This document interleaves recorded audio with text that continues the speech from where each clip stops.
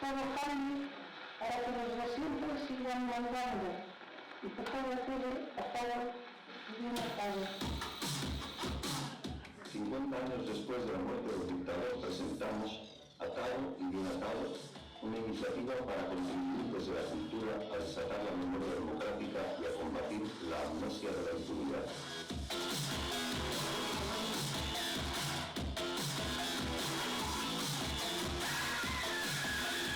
Ciclo de conferencias, podcast en vivo, obras teatrales, mapas de memoria y unas jornadas internacionales sobre las transiciones en Portugal, Grecia y España. Quisieron dejarlo atado y bien atado. Pero estamos aquí para desatarlo. Españoles. Franco. Ana.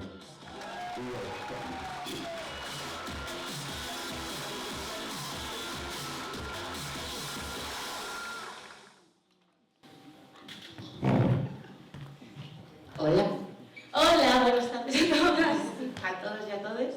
Estamos aquí en la conferencia de Atado, Bien Atado, por memoria feminista para una memoria democrática. Quiero dar las gracias, o queremos dar las gracias al Teatro del Barrio por dejarnos hacer esto aquí, y aparte también a otras salas que serán, en el futuro haremos más conferencias, que será la sala del Mirador y la sala local Lolas. Aparte, esto sí que lo tengo que mirar porque no me lo sé, vamos a dar las gracias, tengo que dar las gracias a Turba, Comunicación, a Mauta, Rosa Luxemburgo, España Libertad y Verso, porque gracias a ellas tenemos esto. Y nada, muy cortito, le paso la palabra justa y que comience todo. Muchas gracias.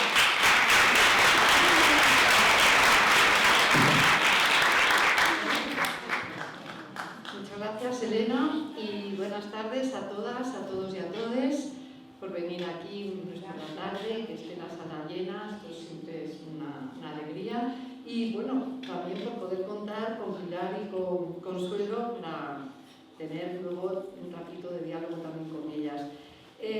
Tanto Pilar como Consuelo como yo misma queríamos, antes de empezar, dedicar un recuerdo a una compañera nuestra, activista del movimiento memorialista, en concreto de la comuna, y una activista social, Puchi, que se fue hace unos días, nos dejó hace unos días, y queríamos recordarla porque seguro que de alguna forma estará presente hoy aquí.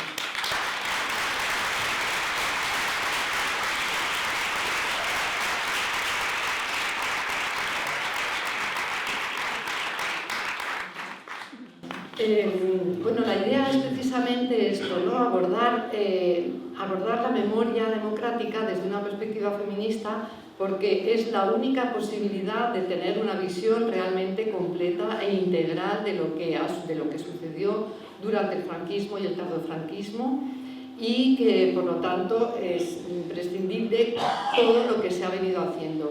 Quiero destacar que hace unos años, y no tantos años, en realidad todo lo que se decía, todo el relato sobre la memoria y todos los testimonios eran predominantemente de hombres, y el centro del relato de la represión era fundamentalmente el que había sufrido fundamentalmente los hombres.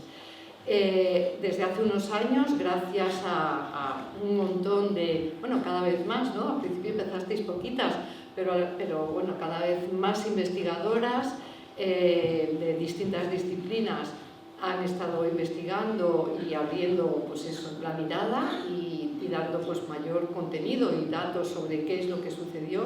Y por otro lado también activistas investigadoras como Pilar y como Consuelo, y luego también como desde el movimiento memorial, el activismo desde el movimiento memorialista y desde el movimiento feminista ha ido permitiendo también, pues eso, ¿no? Ir haciendo como un diálogo, y que hoy podamos decir que es imposible que se hable de memoria democrática sin situar también en el centro la represión y la resistencia de las mujeres durante la dictadura y el tardofranquismo.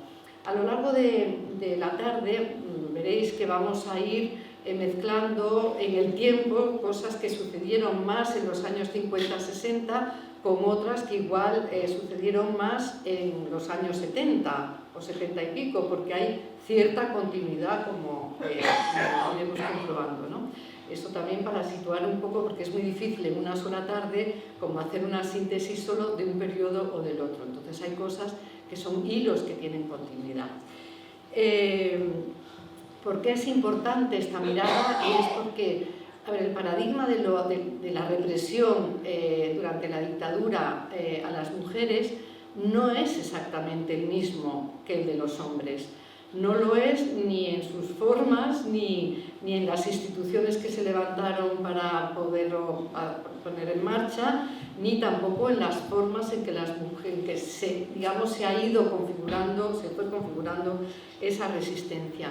Hay que tener en cuenta que la dictadura, además de las características propias de una dictadura, de la ausencia absoluta de libertades, de la inexistencia de instituciones democráticas, de la inexistencia de la posibilidad de la organización, partidos, sindicatos o cualquier tipo de organización social, como cualquier otro régimen, hace una articulación también con el sistema patriarcal y adopta una serie de características propias, ¿no? Es imposible entender la dictadura sin la alianza con lo que es el nacionalcatolicismo, y eso como marca de una forma muy concreta la situación de las mujeres, como luego nos van a explicar Pilar y Consuelo, ¿no?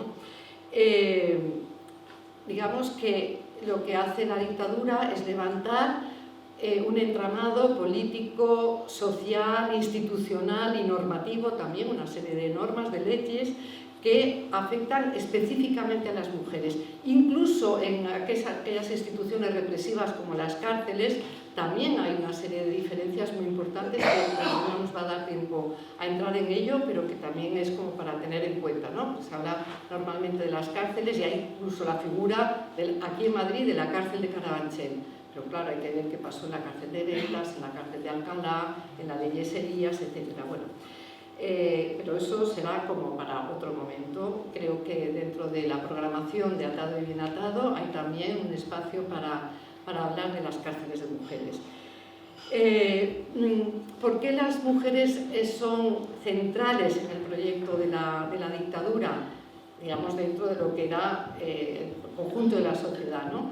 Pues porque las mujeres juegan un papel fundamental en la cruzada que levanta el franquismo, una cruzada para lo que llaman la regeneración moral de la patria, el concepto que ellos establecen de patria, y eso suponía suprimir todos los avances que había representado la Segunda República, teniendo en cuenta, y eso bueno, muchas investigadoras lo han venido diciendo, que la Segunda República no logra desarrollar todos esos avances que nombra, digamos, en leyes o en pautas de comportamiento y sociales, no logra desarrollarlos digamos, porque no hay tiempo material para ello, ¿no? Entonces, lo que la dictadura trata es de suprimir, o sea, de esa regeneración moral. Las mujeres juegan un papel fundamental porque lo que quieren es suprimir el modelo de feminidad que representaban las mujeres durante la Segunda República. Y a partir de ahí ejercer también otro tipo de control social, no solamente el directo político, sino otro tipo de control social sobre toda la población, ¿no? Y por lo tanto era reprimida cualquier tipo de transgresión, por mínima que fuera, como también nos van a comentar Consuelo y Pilar, por mínima que supusiera, ¿no?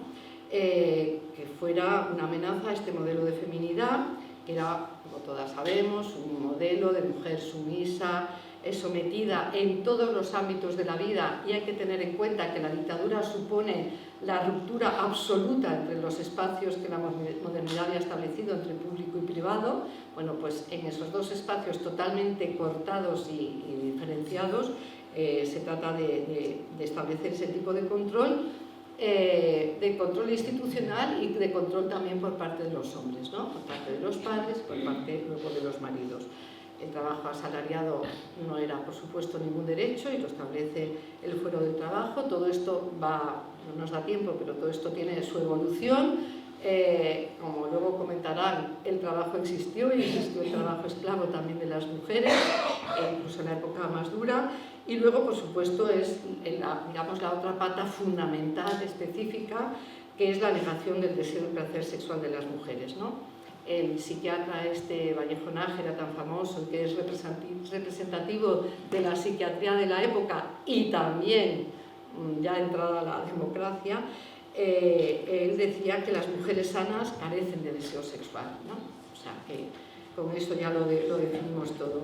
Y por supuesto, si no había expresión, reconocimiento del deseo y placer sexual de las mujeres que podríamos entender que la dictadura consideraba como normales, es decir, heterosexuales, pues efectivamente cualquier expresión de sexualidad, de cualquier tipo de disidencia sexual o de género era inconcebible, ¿no? Y de hecho esto se nota en el diferente tratamiento que hay en relación a los homosexuales y a las lesbianas, ¿no? A los maricas y a las bolleras. Porque la sexualidad de las mujeres, como era una sexualidad negada, pues pensar que además el objeto de deseo era otra mujer era algo inconcebible, con lo cual la mayoría de los casos, o muchos de los casos, eso creo que está todavía como investigación, de las mujeres se las derivaba a los manicomios, a los psiquiátricos. O también nos contará Consuelo qué pasaba con los centros del patronato. Mientras que sí se constituyeron, sí se crearon algunas cárceles específicas durante unos años para homosexuales, ¿no? Con lo cual ahí también podemos ver hasta qué punto incluso no solo la concepción social, sino la posibilidad también de contestación por parte de las mujeres estaba totalmente diferenciada, ¿no? Decía que la dictadura lo que hace es abrir todo un entramado institucional y normativo. Conocemos, ¿no?, lo que fue la sección femenina, las cárceles, los reformatorios, los psiquiátricos, los centros del patronato de protección de las mujeres. Y simplemente, antes de dar la palabra ya a Pilar, quería hacer una pequeña nota sobre la Iglesia, porque la Iglesia como institución tenía el monopolio absoluto de la educación, ¿no? Y a partir de ahí era, digamos, un elemento obviamente de control y de represión. Pero por otro lado estaban las órdenes religiosas, que hablaremos, Consuelo nos hablará. Pero las órdenes religiosas regentaron no solamente los centros del patronato, sino las órdenes religiosas regentaron en un principio todas las prisiones, porque bueno, Victoria Kent, cuando fue directora general de prisiones, lo que hizo es quitar a todas las monjas que regentaban las prisiones y crear un funcionariado de mujeres de prisiones. Cuando en el 38 esto lo liquidan nuevamente y vuelven a ser las órdenes religiosas las que regentan las cárceles, en algunos casos, como la cárcel de la Trinidad de Barcelona, hasta relativamente recientemente. Es decir, que hurguemos en la institución que hurguemos, si habláramos ahora mismo de leyes, pues en fin, tendríamos para toda la tarde. Es todo un dispositivo muy bien armado, muy bien articulado, que hizo que la represión hacia las mujeres tuviera unas connotaciones muy específicas y que por eso nosotras hablamos de que es imposible una memoria democrática, es imposible hablar de memoria democrática sin poner en el centro también la represión específica que sufrieron las mujeres. Y ya con esto doy paso a las dos compañeras ponentes. Por un lado, primero va a hablar Pilar Iglesias. Pilar es investigadora independiente feminista y Pilar lleva ya, yo creo que ya llevas muchos años, 5 años, ¿no? 5 años, que ha realizado un estudio comparativo entre lo que fue el Patronato de Protección de las Mujeres en el Estado español y empezaste con lo que eran las lavanderías, ¿no?, en Irlanda, y ahora digamos, lo que has hecho es que ha ido ampliando, identificando que en la mayoría de los países, tanto europeos como también en Canadá, por ejemplo, se encuentran instituciones de este tipo, ¿no? Con lo cual, pues eso también nos está permitiendo que nos ofrezca como una visión muy amplia, muy compleja y extraordinariamente interesante. Entonces, primero tiene la palabra Pilar. Muchas gracias. Creo que estoy...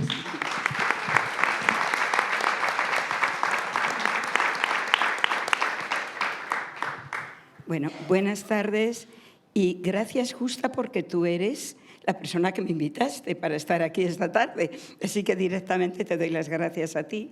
Bueno, voy a empezar enlazando con todo lo que ha dicho Justa, porque es cierto ese rostro masculino de la represión franquista, cuando no es cierto.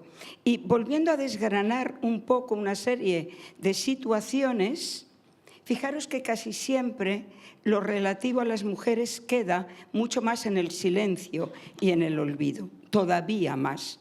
Entonces, desgranando situaciones relacionadas con todo el panorama que ha dado Justa, nos encontramos que no solamente desde el primer momento las mujeres van a ser también represaliadas por motivos políticos igual que los hombres, además, cuando son represaliadas, esa represión va a tener ese carácter de la represión sexuada con una tremenda violencia dirigida no solamente en violaciones, sino en actos de tremenda humillación. Recordamos las rapadas, los paseillos del aceite de ricino, etcétera, que ¿qué tenían? Si estaban construyendo un determinado modelo de mujer, al mismo tiempo era ir a tratar de denigrarlas en lo que constituían como modelo. Es de una perversidad bastante retorcida, ¿no? Pero es que además de esto, incluso hay enterramientos en las fosas comunes en que a las mujeres que habían sido asesinadas las enterraban de una manera que pretendían simular una ofensa sexual. Esto está presente también y efectivamente se ha tardado mucho más en las investigaciones en ir saliendo a la luz. Pero es que además tenemos, por ejemplo, lo que era la represión por parentesco. Y son más del 80% mujeres las que sufren este tipo de represión, que en realidad están siendo como instrumento contra personas cercanas, generalmente hombres, que son represaliados. Pero tenemos además, pasando diríamos a lo más cotidiano, por ejemplo, esa figura de la mujer de preso, que es toda una categoría política también, ¿no? Y tenemos en el día a día cuántas mujeres tuvieron que hacer frente a la precariedad más absoluta, cuántas mujeres tuvieron que verse abocadas, por ejemplo, al extraperlo, que los que realmente ganaban dinero eran grandes comerciantes muy cercanos al régimen y las que eran detenidas, humilladas, etcétera, eran las mujeres que estaban buscando sobrevivir ellas y sus familias. Entonces, eso estaba en el día a día, esa represión se vivía en el día a día de las mujeres. Y además recordemos que cada mujer detenida por motivos políticos, represaliada por motivos políticos, caía sobre ella como una especie de doble estigma por no ser cercana al régimen, es decir, por los motivos políticos, pero además porque había roto el mandato de género, que era ese mandato de la domesticidad y del cumplimiento y, por supuesto, también de la religión. Entonces, había ese doble aspecto. Pero además, si vamos bajando un poquito más, sobre todo las mujeres, y aquí metería también las franquistas, estaba ese mandato de la moral. Es decir, las mujeres, y todo esto que voy diciendo, yo empiezo a tejer líneas con otros países, y desde luego, por ejemplo, con Irlanda, porque ese mandato de las guardianas de la moral. Es muy curioso cómo los estados, en muchas ocasiones, quieren afianzar su poder sobre una moral sexual. Y eso lo podemos ver en distintas épocas y en distintas culturas y en distintos lugares del mundo. Pero mira tú por dónde esa moral sexual va a afectar especialmente a las mujeres y a la infancia. Y, por supuesto, a cualquiera que se aleje del modelo, porque estamos hablando todo el rato de un patriarcado androcéntrico. Y ese androcéntrico significa que el modelo, el ideal, la persona que está en el centro es un modelo de hombre, tampoco va a valer cualquier hombre, y un hombre con poder, un hombre que responde a unos modelos de masculinidad, etcétera, etcétera. Entonces, toda persona que esté alejada de ese modelo va a quedar en los márgenes y va a sufrir la persecución de alguna manera. Bien, pues esa moral sexual, que va a ser fundamental en el nacionalcatolicismo, como decía Justa, va a recaer sobre las mujeres y de alguna manera sobre la infancia. Las guardianas de la moral, las defensoras de la honra, del honor. Y esto es un peso terrible, un peso que recae sobre todas. Evidentemente va a recaer mucho más si además coinciden situaciones de precariedad o de disidencia política, ¿no? Esto va a llevarnos a que haya unos delitos, pecados, y voy a hacer un salto un poco en el tiempo. Desde el siglo XVI que empiezan a aparecer con gran profusión las casas de recogidas, arrepentidas, recogimientos. Van a estar en la península ibérica, se van a extender en el mundo católico y se van a extender mucho en las colonias. No hay distancia, es decir, hay una confusión entre lo que es pecado y delito, en el caso de las mujeres, y siempre relacionado con la sexualidad. Fijaros de nuevo qué perversidad. Ha habido toda una construcción que nos viene desde el mundo griego y luego judeo-cristiano, de que la mujer es un ser ahí creado por la divinidad que le toque, para procrear, no valemos para otra cosa, pero al mismo tiempo se va a castigar en la mujer todo lo relacionado con la sexualidad. Realmente es como para enloquecernos, o sea, es muy perverso y muy dañino. Bien, pues entonces hay unos delitos, pecados propios, que van a ser la prostitución, va a ser el aborto, va a ser el adulterio. Los hombres no cometían adulterio, en la ley era amancebamiento y con unas condiciones absolutamente distintas, y en algunos casos va a ser el infanticidio, que también lo vemos también, no exactamente quizás en este marco, pero también va a haber una ley que incluso lo menciona, ¿no? Entonces ya vamos viendo cómo se va estrechando y cómo sobre las mujeres iban recayendo muchísimas más formas de represión. Sin embargo, ¿cuánto se ha tardado incluso en investigarlas, en ir apareciendo? Han aparecido antes, afortunadamente, los estudios sobre las cárceles de mujeres, por ejemplo. Pero qué tarde estas otras formas de represión que estaban en lo cotidiano. ¿Cómo se ejercía esta represión? Claro, tú has mencionado las leyes, efectivamente. Es que desde el 38, con el Fuero del Trabajo, por ejemplo, se empiezan a recortar los derechos laborales de las mujeres. La mujer casada tiene que estar en casa, pariendo y sirviendo al marido y a las criaturitas, punto. Y entonces van a ir saliendo los premios de nupcialidad, los subsidios para que la mujer no trabaje, se quede en casa, los premios de natalidad, etcétera, etcétera. Pero claro, hay una serie de leyes que van directamente a ese aspecto de la sexualidad y de la moral sexual. Por ejemplo, el que se derogue el matrimonio civil es bestial. Van a quedar un montón de mujeres en los años 40, inmediatamente después de la guerra, en una situación de mancebas, mujeres que se casaron legalmente con hombres divorciados y que van a ser consideradas, esta palabra, uso palabras que a mí también me estremece usarlas, pero eran las que usaban, imaginarlas entrecomilladas, van a ser consideradas mancebas. Sus criaturas, sus hijas y hijos, van a ser considerados ilegítimos y eso les va a costar incluso el ser desterradas de las ciudades donde viven. Les puede costar la cárcel, en algunos casos ser internadas en el patronato o en una cárcel.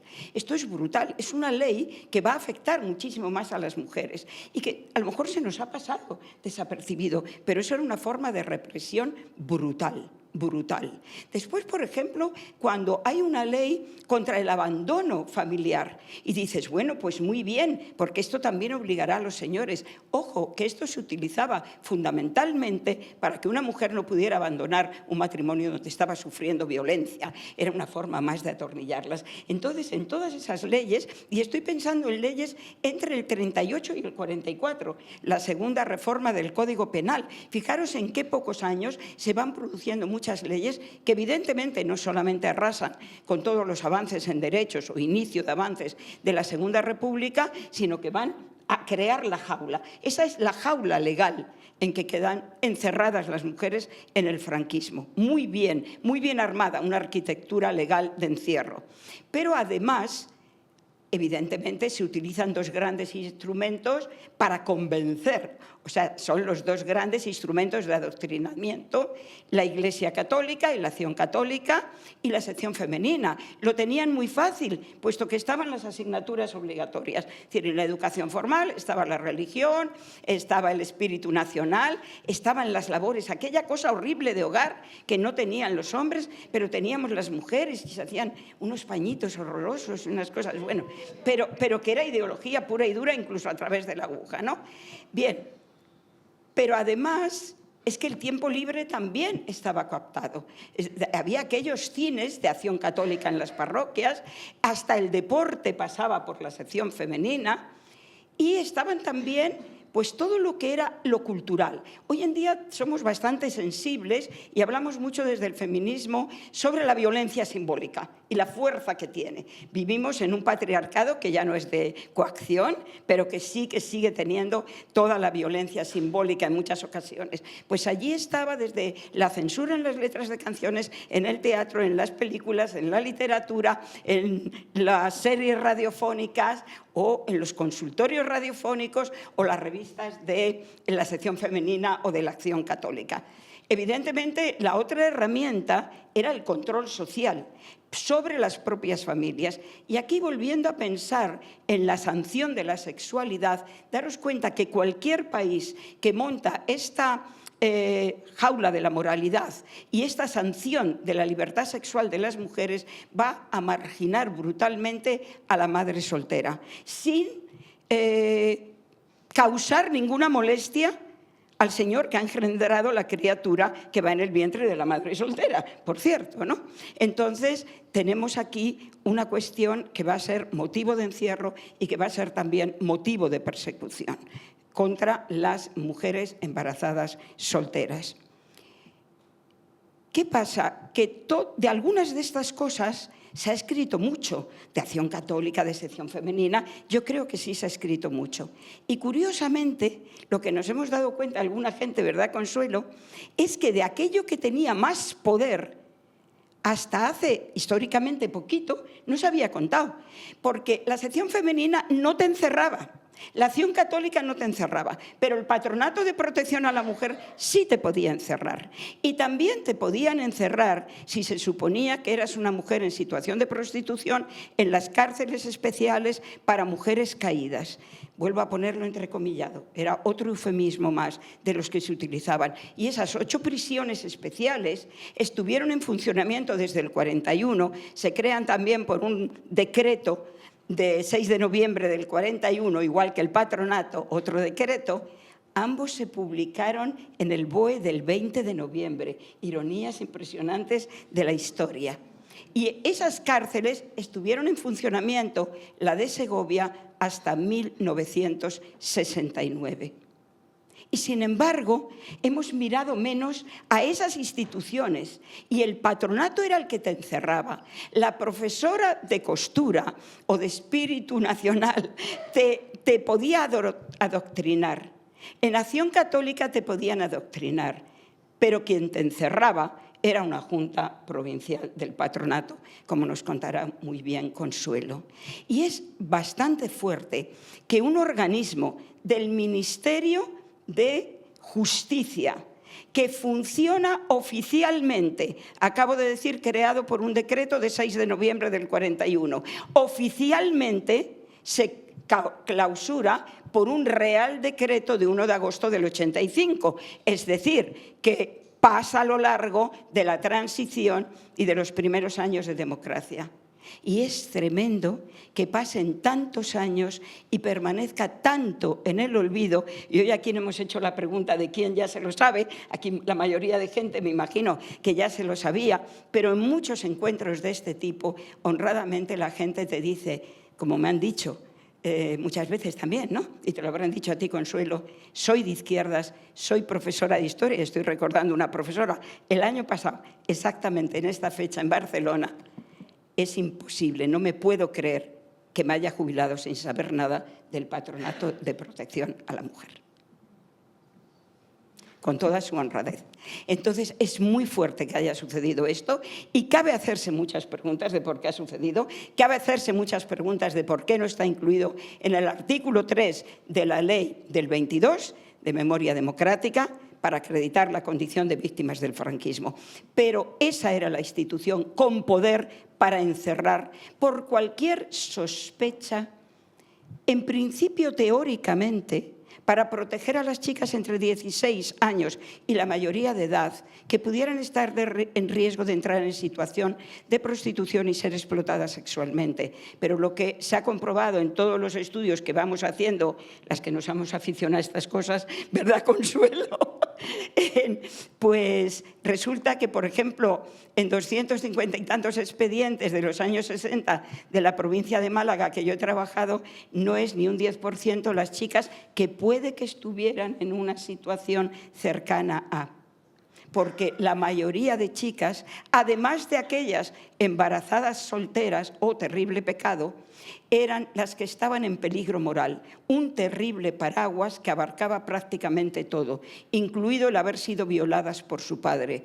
Y a lo mejor su padre se quedaba, y vuelvo a hacer referencia a un expediente de esa época, cuando ya estaba creciendo la Costa del Sol, que la propia visitadora social aconseja: no denunciemos al padre, que hay muchas bocas que alimentar en esa familia, es decir, hay más niñas y niños que violar, pero vamos a meterla a ella en adoratrices para protegerla, para retirarla del violador.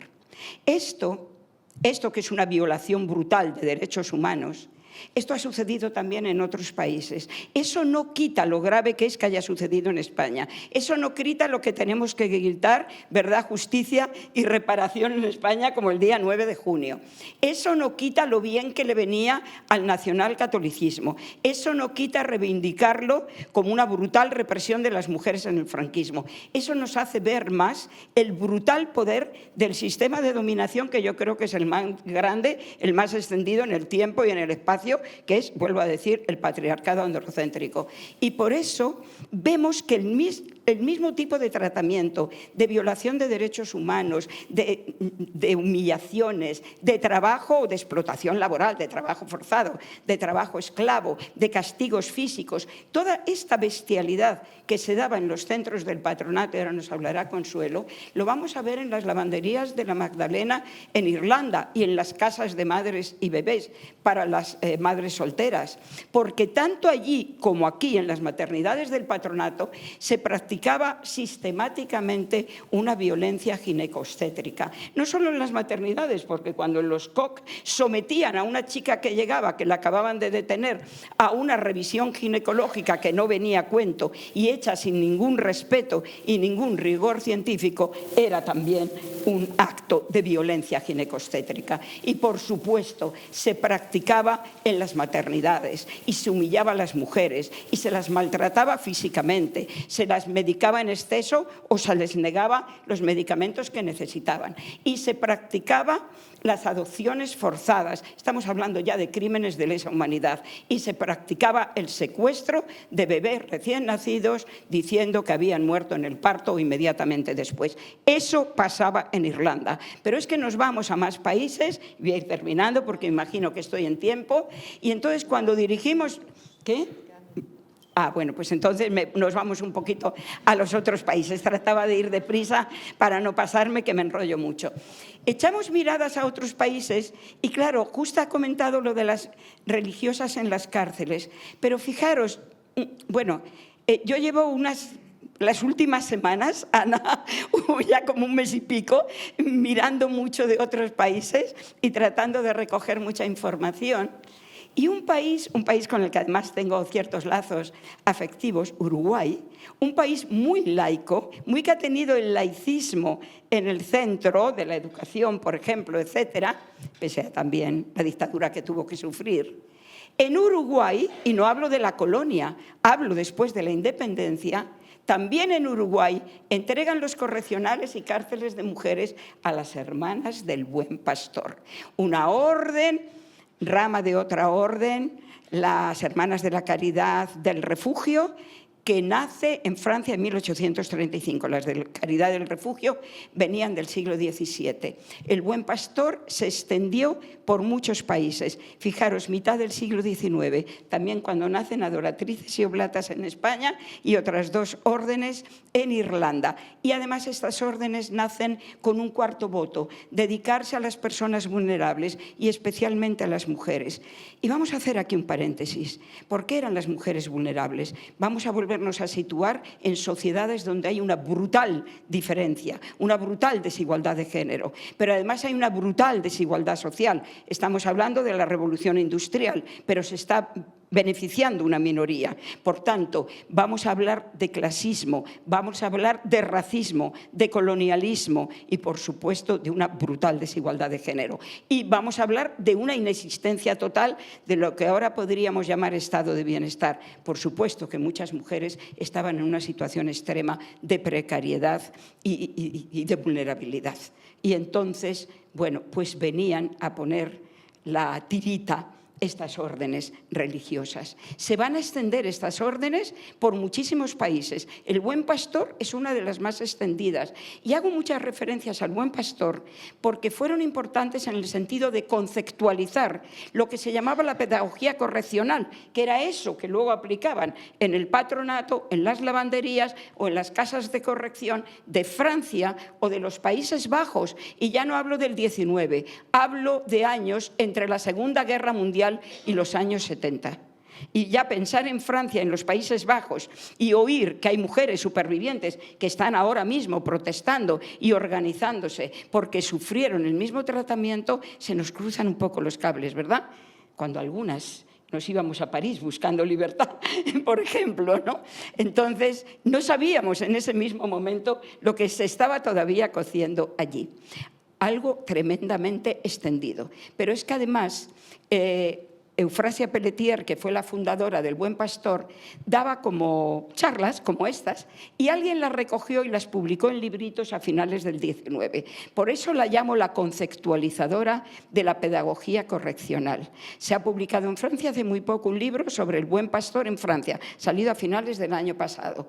Y todo lo que van contando de cómo se fueron transformando las casas de corrección de Francia, digo, paralelo a lo que fue pasando en el patronato, pero 30 años después. Entonces es muy importante mirar a ellas. También por otra cuestión, porque forman parte del ECOSOC, o sea, tienen categoría de consultoras para Naciones Unidas sobre temas de las mujeres. Bien, pues estas casas de corrección, he puesto el ejemplo de Uruguay, también entregan las cárceles de mujeres a Argentina. Por ejemplo, en Buenos Aires estuvieron durante más de 70 años el Buen Pastor llevando las cárceles de mujeres hasta el 74, o en Chile, que fue el primer país latinoamericano donde entraron, o Paraguay o Colombia, pero también en Australia, en Nueva Zelanda, en Canadá, en Estados Unidos. Fijaros, por ejemplo, en Australia hay una institución que era una especie de cárceles fábricas. ¿Quiénes iban allí? Mujeres convictas o en espera de sentencia en países europeos que se las quitaban de en medio mandándolas a Australia. Aproximadamente 9.000 mujeres fueron enviadas en esa especie de destierro a Australia durante bastantes años. Y estas cuestiones que empiezan en el siglo XIX es que lo que más nos estremece que se continúan en el siglo XX. La última lavandería de la Magdalena en funcionamiento en Dublín se cerró en 1996. Afortunadamente, la sociedad civil, luchándolo de abajo para arriba, ha conseguido, y ya lo están trabajando por dentro, que se convierta en un centro de la memoria. Se va a abrir seguramente en 1926. Y voy a terminar pues, con un llamado a la acción política, porque realmente ¿qué encontramos? En todos los países que voy recorriendo, que estos crímenes además se enganchan con otros, no solamente en España. Por ejemplo, tanto en Canadá como en Australia, Nueva Zelanda, había el genocidio cultural, es decir, arrancar a niños y niñas de las familias indígenas para llevarlos a orfelinatos especiales para hacer una aculturación. Bien, pues lo que voy viendo en todos estos países es que a partir de la acción de la sociedad civil se logra, no sin esfuerzo, que los estados empiecen a poner en marcha comisiones de investigación y que a partir de esas comisiones de investigación, que a veces empiezan con comisiones de investigación de personas expertas, por ejemplo, el caso de Irlanda del Norte, que ha sido muy bueno porque han aprendido de la República y es mucho más reciente, y a partir de ahí, digamos que el Estado toma nota,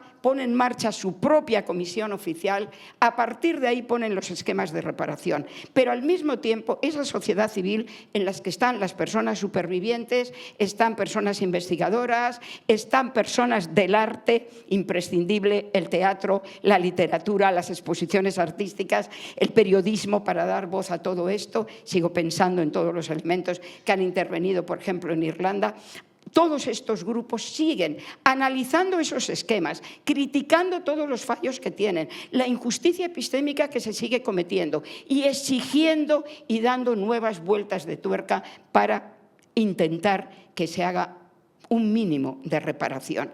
Es por eso que, bueno, que gritaba con muchas ganas el 9 de junio y que sigo creyendo que es imprescindible en España obligar al Estado. Y el Estado es el gobierno central, es el gobierno de cada una de las autonomías, es el gobierno de cada pueblo, es decir, el ayuntamiento de cada pueblo, y somos también la sociedad civil, y son los partidos políticos, y son los grupos parlamentarios.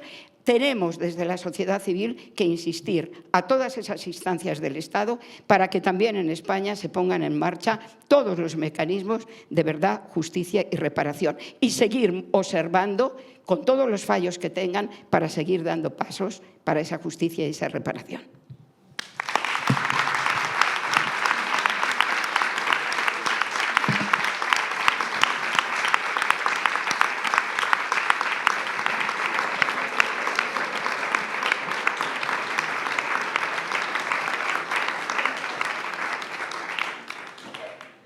Muchas gracias, Pilar, y qué pertinente y qué de actualidad toda la reflexión que planteas sobre lo que se ha podido conseguir y cómo se ha podido conseguir en concreto en Irlanda.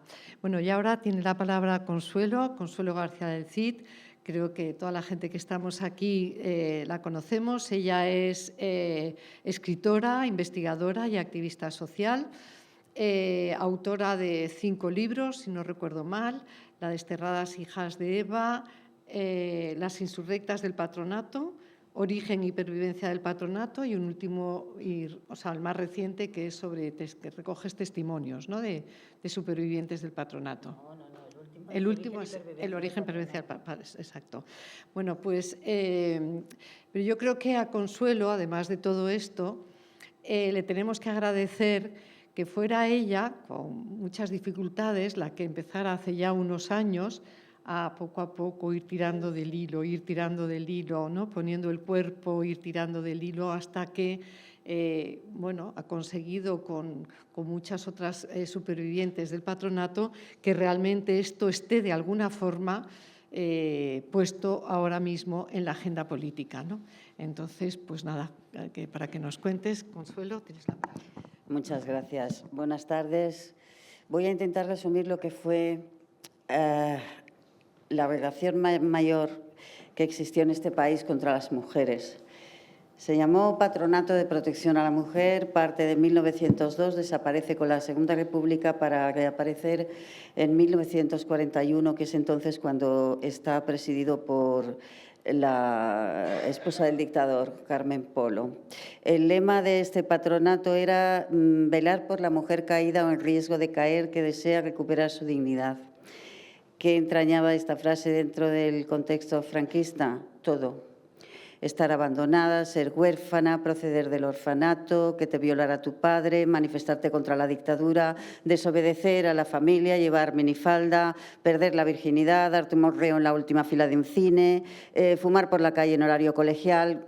Yo sé que esto suena a pura psicodelia, pero era literalmente así. Entonces, para esta vigilancia moral, el patronato tenía una figura que era lo que ha dicho Pilar, las guardianas de la moral o las celadoras. Esto eran unas...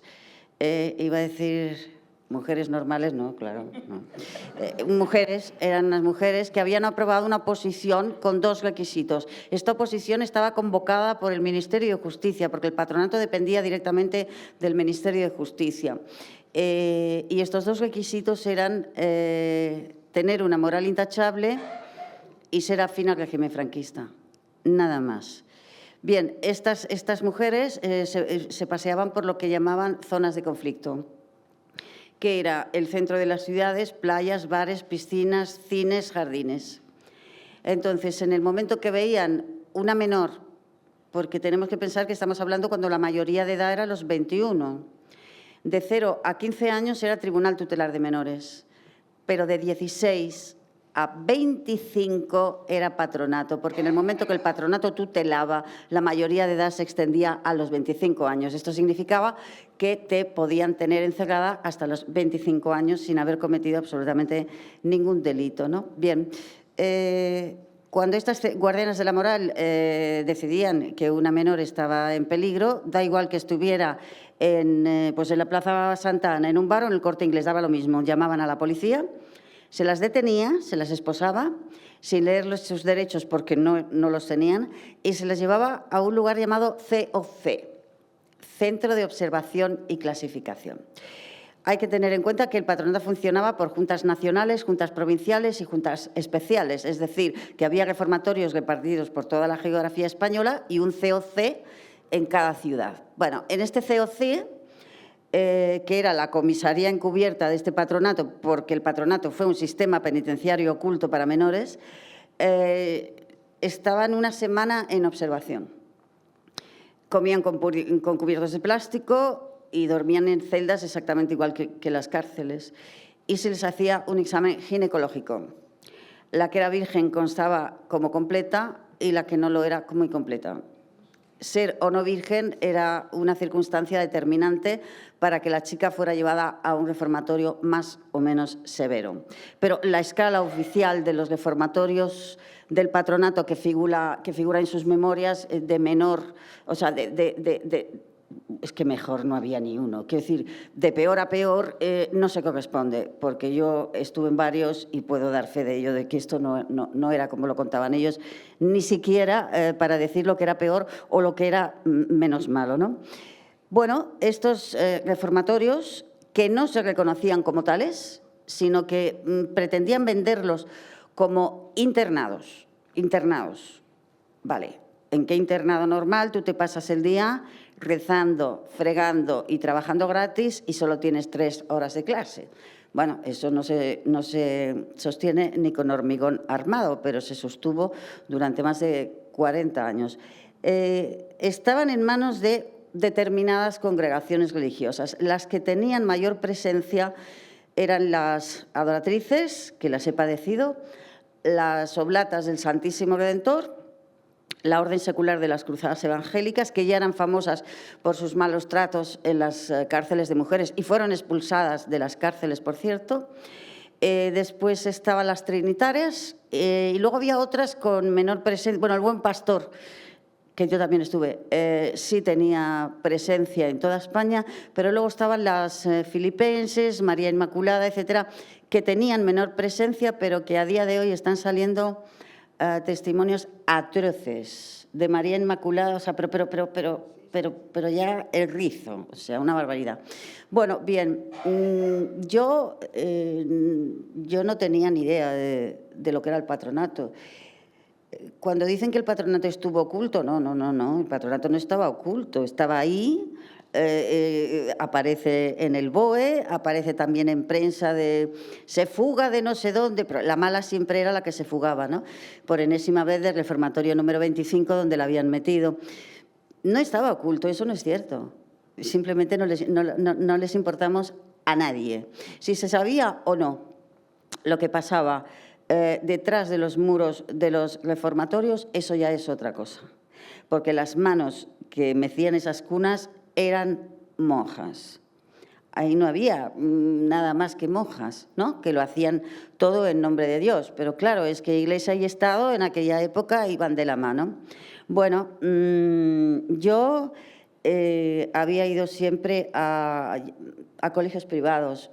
Soy hija de una familia burguesa, mi padre era abogado, murió jovencísimo y como era muy mala estudiante, terminé en una academia. En la academia empiezo a conocer a gente de todas las clases sociales y sí es cierto que ahí pues yo empiezo a cambiar de una forma sensible, empezando por... O sea, yo paso del nido de abeja a la falda hippie hasta los pies, bueno, en fin, pero vamos, que tampoco había para tanto. Es decir, yo no me había fumado un porro todavía, ni muchísimo menos, ¿eh? Yo me lo fumé en el reformatorio por primera vez. Entonces, bueno, es cierto que sí, que bueno...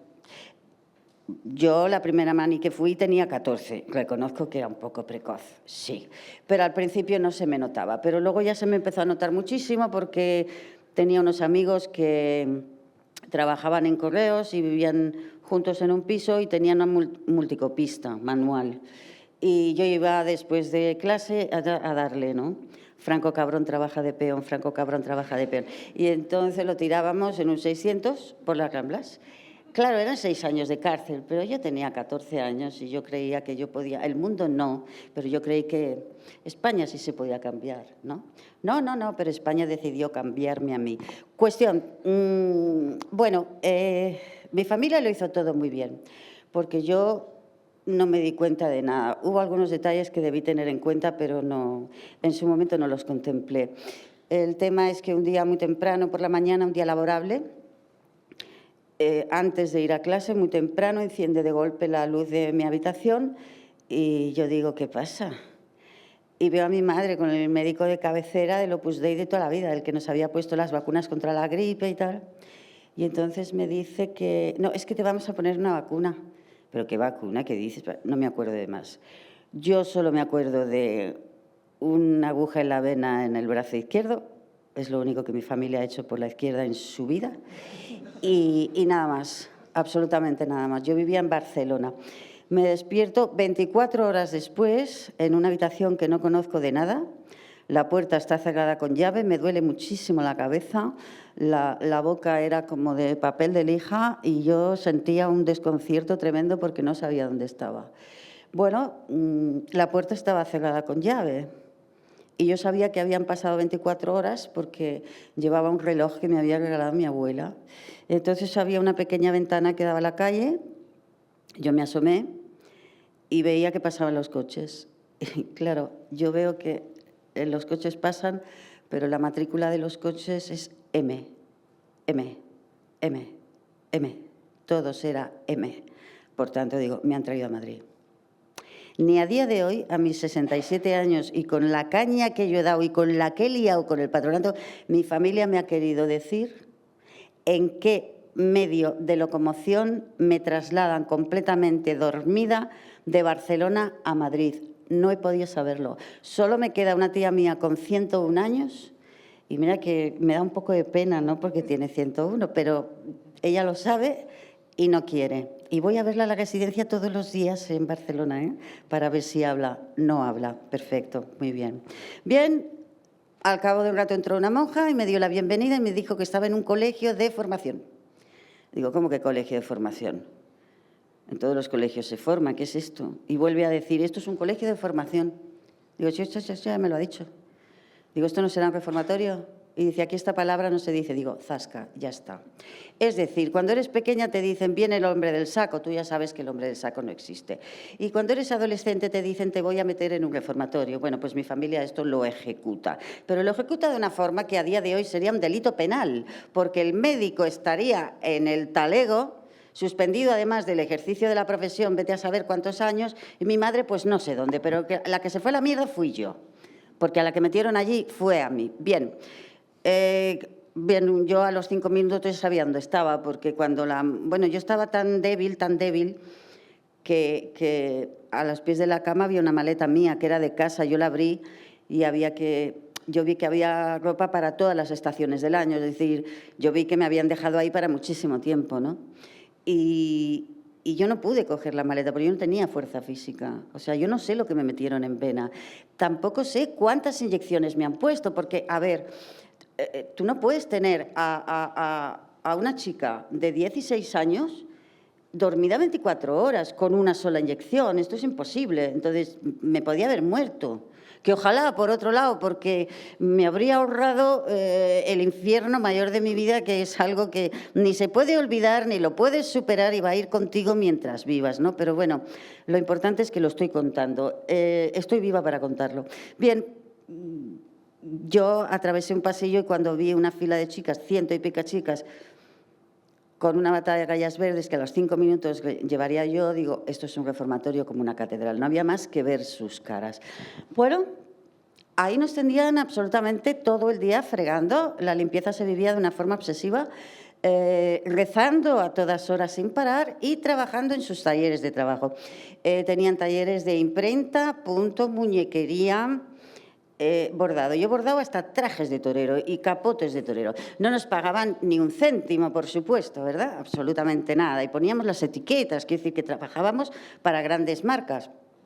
El Corte Inglés, Galerías Preciados, el Rimmel Pinot. Por cierto, el Rimmel Pinot, en la vida ha cambiado el logo, porque yo montaba las cajas y son igual de verdes y negras que eran entonces. Podían espabilar un poco. Y, no sé, no tienen publicistas, no lo entiendo. Pero bueno, vale, a lo que voy. Tú no podías manifestar el más mínimo afecto o inclinación afectiva hacia ninguna compañera. Estábamos divididas en una especie de pabellones que llamaban hogares, donde había unas duchas, unos lavabos, un dormitorio con 20 camas y una especie de salón, ¿no? Tú solo podías relacionarte con las de tu hogar. Y ya se encargaban de meterte en pabellones donde directamente tú no tuvieras nadie con quien hablar. Porque allí, había de todo. Estaba prohibido terminantemente revelar el motivo por el que estábamos allí, cosa que era lo primero que se contaba, por supuesto, ¿no? Pero teníais que ir con muchísimo cuidado porque había muchísima chivata. Ahí había, bueno, violadas por un tubo, violadas por el padre, una barbaridad, pero es que el padre las venía a ver. Y las monjas no decían nada. Bueno, sí decían, ¿cómo te quiere tu padre que te viene a ver? ¡Ostras! Bueno, violadas por hermanos también, por sobrinos. Luego, hijas de presos, bastantes hijas de presas. Pero todas se me acercaban y me decían muy bajito, eres el patronato. Y claro, yo no había oído la palabra patronato en mi vida y como me lo preguntaban tanto, pues yo pensé que a ver si esto era una cosa positiva y que si yo no lo era, lo tenía peor que las demás. Claro, cuando me cuentan lo de la prueba de virginidad, lo del COC y todo, digo, yo ahí no he ido. A mí me han metido una inyección en la vena y me he despertado 24 horas después. Y me acuerdo que una gitana cachondísima me dice, no jodas. Digo, no, joder, no he jodido, porque si hubiera jodido lo tendría todavía peor y me meten aquí 5 años más, porque yo no entiendo dónde estoy, ni sé qué es esto, ni nada. Y entonces ella me dijo, tú eres de pago, chavala. Y digo, ¿de pago? Sí, tú eres de pago. Es que tu familia paga porque tú estés aquí. ¿Y eso es bueno o malo? Y me dice, eso es fatal. Y le digo, ¿pero por qué? Dice, ya te vas a enterar. ¿Qué pasaba? De pago éramos muy pocas. Y se cebaron especialmente con las de pago. ¿Por qué? Porque según las monjas, nosotras, las de pago, veníamos de buenas familias, de derechas, claro, y nos habíamos torcido, con lo cual, como lo teníamos todo, no teníamos perdón de Dios y había que machacarnos especialmente. Y sí que lo hacían, evidentemente sí que lo hacían. Ahí había dos... Era muy difícil rebelarte, aquello funcionaba peor que un cuartel militar. Tú cuando ingresabas lo primero que querías era directamente morirte, o quitarte la vida o autolesionarte. Yo nunca había tenido necesidad de autolesionarme, ni siquiera sabía que eso existía, pero es que realmente tu cuerpo te pedía que tú provocaras un dolor físico lo suficientemente importante como para que te doliera mucho durante una semana y durante esa semana se aminorara el dolor psíquico que te estaban infringiendo en ese lugar, ¿no? Prácticamente en menos de 6 meses te podías convertir en un monstruo, sensible o insensible dependiendo del lugar donde estuvieras. Yo me autolesioné de una forma salvaje, golpeándome los pómulos de la cara contra el lavabo, porque veía que las que se cortaban las venas les daban 2 puntos y lo tapaban así con el puño de la bata, y yo decidí que mi autolesión no la iban a tapar. Y sí, efectivamente, yo me desperté con la cara como un gato siamés. Absolutamente nadie me dijo nada, ni hielo, ni nada. Las habitaciones de aislamiento eran una barbaridad, o sea, te metían en 4 baldosas y ahí te podías aguantar 24, 48, 72 horas. Yo aguantaba muchísimo el aislamiento. Entonces, cuando veían que no podían conmigo, jugaban con los traslados. Te podían dar la vuelta por todos los reformatorios de España para demostrarte que había otros peores.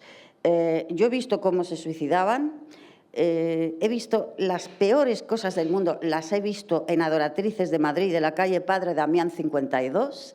Aquellos no eran monjas, o sea, yo no sé lo que tenían en la cabeza, pero yo sí sabía lo que tenía en la cabeza yo. Y yo recuerdo que, como a mí me machacaban muchísimo, me comí mucho aislamiento, me trasladaron a Ávila, que aquello era... el reformatorio de Ávila era directamente Dickens. Ahí hice una huelga de hambre, me quedé con 34 kilos y de vuelta a Madrid recuerdo que yo le dije a la monja, mire, usted puede registrar mi armario, usted puede controlar cuánto tiempo tardo en ducharme, usted puede perseguirme por todas partes, pero hay algo que usted no controla y es lo que tengo aquí dentro. Y esto no para de funcionar. Aislamiento otra vez, pues venga más, no me importa, lo aguanto. Bien, muchas venían de otros reformatorios. Cuando tú ya llevabas ahí un tiempo, te conocías todos los reformatorios de España, esa escala que decían que era lo peor, San Fernando de Henares, Villalba Baeza, porque al de Baeza le llamaban el penal, porque de Baeza no se salía. Y no se salía porque era una fortaleza en medio del campo, el Palacio de los Obispos, que aunque corrieras, te pillaba la Guardia Civil porque era campo a través, ¿no? Estaba todo perfectamente calculado. Ahí podía entrar cualquiera, de hecho yo vi entrar muchas artistas, o sea, por ejemplo, bailarinas de un ballet muy famoso de la época, las bailarinas aquellas de aquel cantante tan hortera, Georgie Dan, las del Bimbo. Entraron todas las del Bimbo, lo único bueno que te lo enseñaban a bailar y no te decían nada porque decían que era un baile un poco inocente, era un baile súper hortera, que era una cosa horrorosa. Actrices entraron también algunas, una noble que no puedo nombrar porque me demanda, pero yo he visto ese expediente, no, fliparíais, pero no puedo porque es millonaria y me destruye la vida. Bueno, bien, ahí solo se podía salir de dos formas, o casándote o fugándote.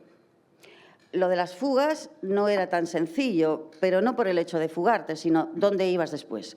Porque el patronato lo que hacía era desvincularte de tu entorno, es decir, si eras de Barcelona te llevaba a Madrid, si eras de Sevilla te llevaban a Cuenca, si eras de Cuenca te llevaban a Valladolid. ¿Por qué? Para que en caso de fuga, que ya contaban con ellas, porque yo recuerdo que había, no exagero, a lo mejor a la semana había 5 fugas, ellos sabían que en caso de fuga tú no podías sobrevivir, es decir, no tenías dónde ir, no tenías a nadie.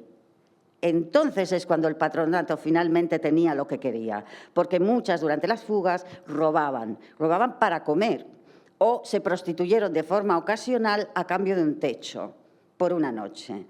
Yo no conocí jamás ninguna prostituta, ni una. Es el patronato quien las convirtió en prostitutas con su sistema y también las convirtió en delincuentes con su sistema. Y si coges, por ejemplo, un expediente entero, que no es fácil, por cierto, pero yo conseguí uno entero y veías que era una pobre muchacha, es que encima ingresa y dice, recibe mal ejemplo de una hermana suya. Oye, tú pues ocúpate de la hermana, deja a la otra en paz, digo yo, ¿no? Pero como la hermana era mayor de edad, vamos a encerrar a la menor a destrozarla la vida, ¿no? Es decir, luego hay otro expediente que dice, se la ingresa hasta una reforma perfecta por seguir la comparsa del artista Marisol. Esto es muy fuerte. Pues mira, la vida no era una tómbola, chica. Luego hay otra que dice, ¿le gustan los Beatles?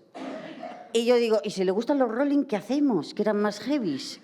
La llevamos a Baeza ya directamente porque le gustan los Rolling. Es decir, ni sobre el papel se sostiene semejante aberración. Entonces, muchas, durante las fugas, pues ligaban o lo que fuera, y es cierto que provocaban embarazos para intentar ser libres a través del matrimonio, que esa era lo peor del mundo, pero en fin, las pillaban igual, por supuesto, y entonces para esto el patronato tenía la maternidad de la Almudena, conocida popularmente como Peña Grande, que estaba en manos de las cruzadas evangélicas. Bueno, allí las cruzadas evangélicas las recibían con mucho cariño.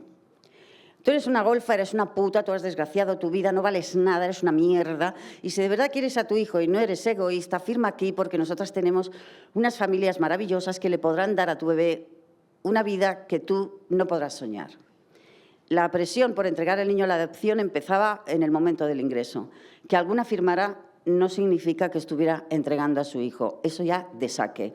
Llegó a ver niñas de 11 años embarazadas violadas por el padre y el padre las venía a ver. Una compañera nuestra ingresó embarazada de su padre, tuvo una niña, el padre la vino a ver durante la Semana Santa, la volvió a violar y se quedó de nuevo embarazada. Y las cruzadas no se preguntaron de quién era ese segundo hijo cuando solo su padre la había venido a ver y le decían «¿Cuánto te quiere tu padre?».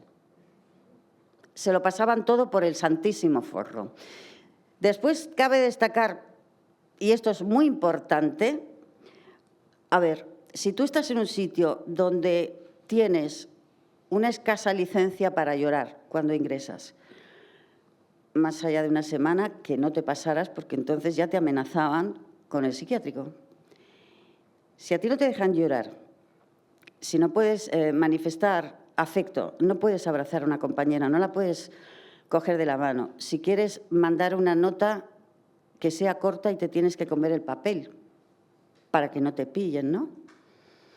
¿Qué piensan que se hacía con los sentimientos? Es que es alucinante. Interpretaban homosexualidad con cualquier cosa. Y cuando realmente las internas homosexuales lesbianas se manifestaban como tales, sabían que iban a galeras. Para las lesbianas existían 2 psiquiátricos auspiciados por este patronato, el de Arévalo en Ávila y el de Cienpozuelos, que contaba con un pabellón llamado Las Patronatas, especial para ellas. Tenían una cierta aristocracia hospitalaria porque no las ataban a la cama y tenían habitaciones individuales. ¿Por qué? Pues porque se experimentó con ellas. Electroshocks y comas insulínicos. Algunas murieron allí. Lo que se hizo con las lesbianas fue un auténtico genocidio, una auténtica barbaridad. Yo me escapé... yo creí que con la muerte de Franco las cosas cambiarían, pero Franco murió un día y no pasó nada. Con lo cual yo me escapé de Adoratrices, fui trasladada al Buen Pastor de Barcelona. No, para mí el Buen Pastor no fue más duro, solo era más descarado, es decir, era un ambiente de talego total. De hecho, hay una escena en la película Tacones Lejanos, el baile de la cárcel, ese baile de las presas que baila Vivi Andersen, ¿sabes? Eso era el Buen Pastor. O sea, yo estaba viendo la película y digo, hostia, qué arte, es el Buen Pastor total. A ver, en el Buen Pastor es que yo no entendí nada porque no llevábamos uniforme, nos podíamos vestir como queríamos. Hombre, ahora una mujer tatuada es muy normal, pero en los 70 yo os juro que no. Luego un pelo azul en los 70, pero bueno, y yo alucinaba porque yo no entendía absolutamente nada. Habitaciones individuales, 5 cigarros al día, y nos pagaban, aunque fuera una mierda, en los talleres de trabajo. ¿Por qué era más llevadero? Porque ahí estábamos las fugadas de toda España. Aquello era un enjambre maravilloso, que yo estaba en la gloria. Yo decía, no, de aquí que no me saquen de aquí, porque si me sacan de aquí me voy a la mierda y me voy a suicidar. Y yo ya, si dentro de mi desgracia puedo elegir un sitio, yo prefiero esto. Esto lo dije el día que entró el vaquilla con un monovolumen, reventó la verja de la entrada y se llevó a 15 internas fugadas. Eso era el Buen Pastor, ¿no? Bueno, yo salí yo desde que ingresé en Adoratrices, mi cabeza se convirtió en un archivo y en una máquina registradora. Yo me quedaba con todo porque tenía claro que lo iba a contar, que aquello era una aberración y que yo lo iba a contar. Llevo exactamente 15 años haciéndolo, pero todo esto parte de una promesa que fue cuando yo consigo salir del Buen Pastor de Barcelona y me despido de mis compañeras en el patio y les digo que, aunque pasen 40 años, yo seré escritora y el país entero se enterará de lo que nos han hecho. Bueno, aquí estamos, pero qué trabajito, ¿no? Gracias.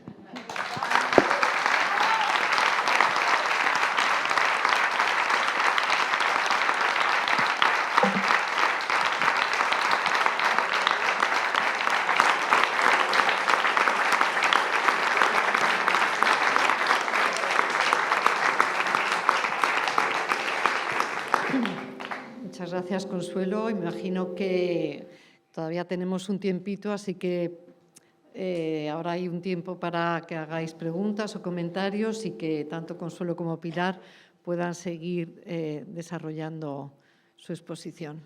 Así que tenéis la palabra. Hola, sí. Vale, la recojo yo, levantarme la mano, no veo muy bien, pero... Tenemos hasta las 9. Por aquí. ¡Ay, mira! Una curiosidad, ¿solo órdenes católicas? Tema protestantes y ortodoxos, ¿qué pasó?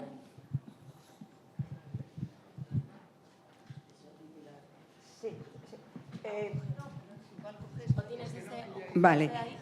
Sí, vale. Sí, claro, cuando hablamos de España, sí, órdenes católicas, incluso en Irlanda la mayoría, pero ya sí que tenemos que ver que en Irlanda del Norte sí que hay alguna casa de madres y bebés y alguna lavandería que son órdenes de otras religiones, y también cuando miramos a otros países sí que vemos de otras religiones cristianas no católicas, ¿no? No solamente anglicana, metodista, etcétera. Creo que hay una idea importante, y es que lo que sí hay en todos los casos es un pacto entre el Estado, incluso en esos casos más laico, menos comprensible, como decía antes, y una institución religiosa. Hay un caso curioso en Europa, que es la colonia de la isla de Sprogo en Dinamarca, que estuvo también desde los años 20 como hasta el 61 o 62. Y aquí las chicas que llevaban era con una doble etiqueta, igual de terribles que todas, porque eran consideradas débiles mentales y ninfómanas. Y el tratamiento era exactamente igual, la misma violación de derechos humanos. Ahí parece que se practicaron además esterilizaciones forzosas, pero no había el elemento religioso. Y esto es muy curioso. Hay una película, Rebeldes, la podéis ver en Filmin, y además yo creo que la película está muy bien documentada, porque cuando conoces algo de este tipo dices, todo lo que están sacando puede ser verdad, está muy bien contado lo que pasaba, pero sin embargo no había un elemento religioso. Pero sí, se daban también otras religiones. Hay también una característica en Irlanda, y es que cuando comienzan los centros, porque también en 1845 empezaron a crearse hermandades anglicanas, es decir, como órdenes religiosas, pero anglicanas, de mujeres.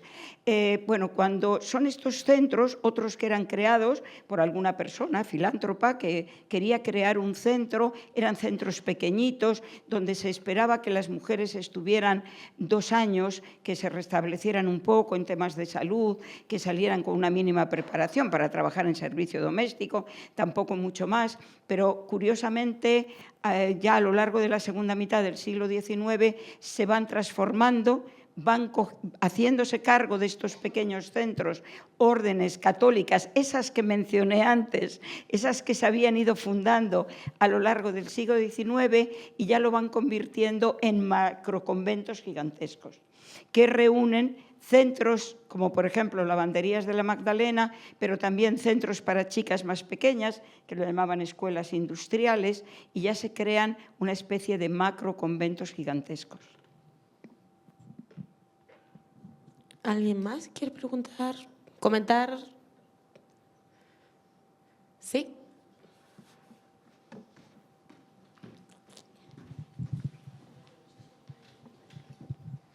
Yo quería preguntaros a ambas cómo ha sido la acogida. Creo que Consuelo ha dicho que has empezado a escribir en el 2010.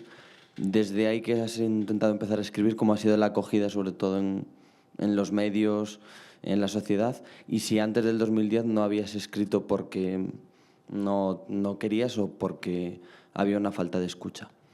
Gracias. A ver, yo la primera vez que tuve un ordenador delante... ¿Esto está mal? No va. Espera, aquí hay otra persona. Si queréis recogemos varias o como... ¿O quieres responder? Venga, pues responde, claro. Es igual que yo, venga. A ver, yo la primera vez que tuve un ordenador delante y Google puse Patronato de Protección a la Mujer, y lo único que salía era una noticia de 1978 donde se anunciaba su desaparición, nada más, cuando no desaparece hasta el año 85 sin que nadie haga absolutamente nada, ¿no? Ha sido muy difícil todo esto, y los medios sí, pero ha sido lento. creo que era algo lo suficientemente grave como para que se hubieran volcado. Sobre todo a mí me pedía, yo recuerdo un periodista, es que yo lo guardo todo, eso es malísimo, pero yo lo guardo todo. Y yo recuerdo un periodista muy conocido que me mandó un email y me dijo: a nadie le interesa ya la historia de unas cuantas miles de mujeres que pasaron por esos centros que tú dices. Después esta misma persona me quiso entrevistar el año pasado y le reenvié ese correo. Soy mala, sí, lo reconozco. A mí no me hacía caso nadie. O sea, yo contaba lo del COC, ¿qué dice? Lo de las pruebas de virginidad, no puede ser. No, pues sí, era. Es decir, esto era una salvajada de una dimensión pues que no tiene fin, porque ahora están saliendo. Hay que pensar que los reformatorios eran enormes, ocupaban manzanas enteras de las partes altas de las grandes ciudades. Y no solo era reformatorio, estaba orfanato, del orfanato pasaban directas al reformatorio y después como a esa especie de tercer grado penitenciario que se llamaba la residencia, ¿no? Pero las que venían del orfanato, que no tenían más que abrir una puerta y entrar en el reformatorio a los 16, eran niñas que ya venían prácticamente domadas, porque las habían matado a palizas y las ponían ortigas en la vulva si se hacían pis en la cama, o hacerlas hacer cruces en el suelo con la lengua, 150 cruces hasta que la lengua se quedaba negra. ¿En nombre de qué Dios se hace esto? Claro que nos pidieron perdón el 9 de junio, un perdón de plexiglas, era lo mínimo que podían hacer. Mataron gente, mataron niñas, porque cada suicidio fue un asesinato.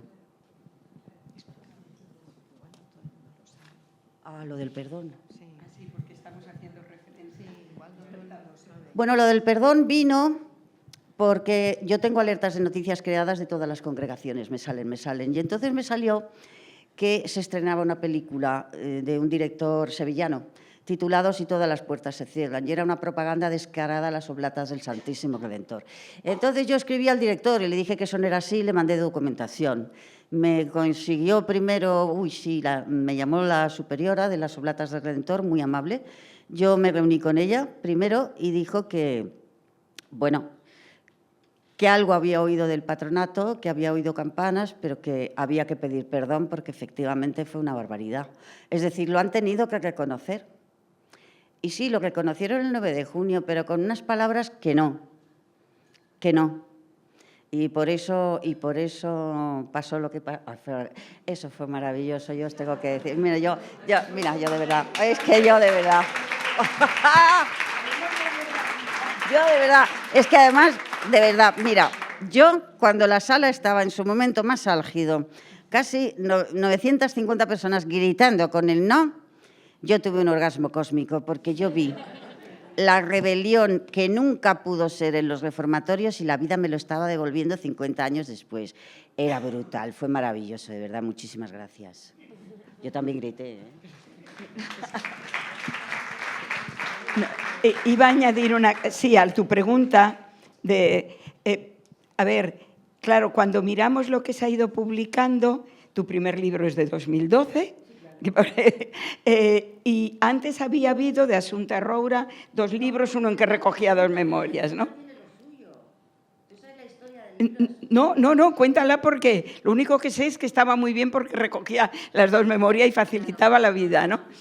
O sea, lo único que había era un libro de Asunta Roura, Mujeres para después de una guerra, donde reproducía parte de expedientes del patronato. Vale, esto fue ya en 2010 y yo contacto con Asunta Roura, resulta que vivía al lado de mi casa y entonces ella me dijo, ¿pero tú de dónde has sacado estos expedientes? Dice, yo de ningún sitio. Un trapero encontró en la calle un montón de cajas llenas de polvo con expedientes. El trapero, que debía ser más listo que los ratones colorados, se va con las cajas a Editorial Planeta. Y Editorial Planeta le compra los expedientes por 6 millones de las antiguas pesetas. Claro, y le dicen, oiga, usted como está escribiendo este libro de las mujeres, tenga a ver si usted hace algo. Pero ella no sabía lo que era el patronato, por eso no profundiza. Se entera cuando yo se lo cuento. Digo, pero ¿y dónde están estos expedientes? Dice, nadie los vino a buscar y luego los vendí yo. Digo, pues muy bien. Yo sé que uno de los libros tiene las dos primeras memorias. Mira, lo que sí ha habido, esto creo que lo importante es que poco a poco se ha ido haciendo el efecto dominó. Y ahora sí que podemos decir, es decir, yo misma, cuando publico mi libro, este estudio comparativo y tal que decíamos antes, luego he seguido publicando en libros colectivos, pero cuando publico ese libro es exactamente hace 4 años, o sea, era noviembre del 21.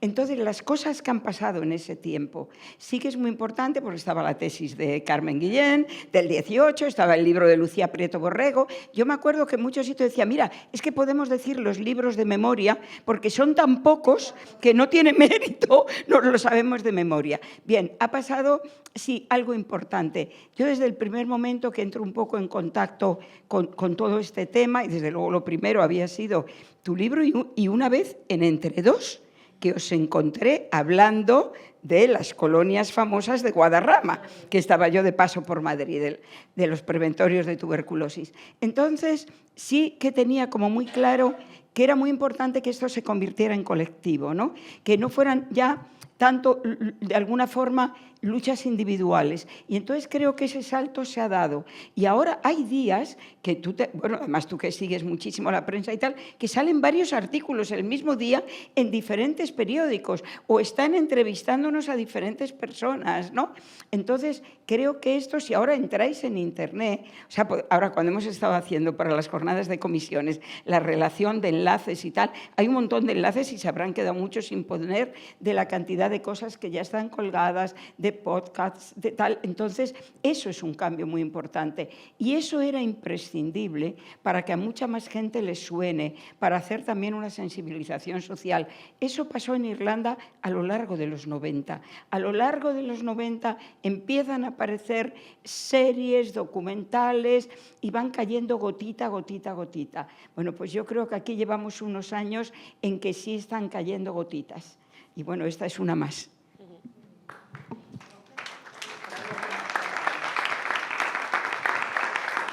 Aquí tenemos otra preguntilla.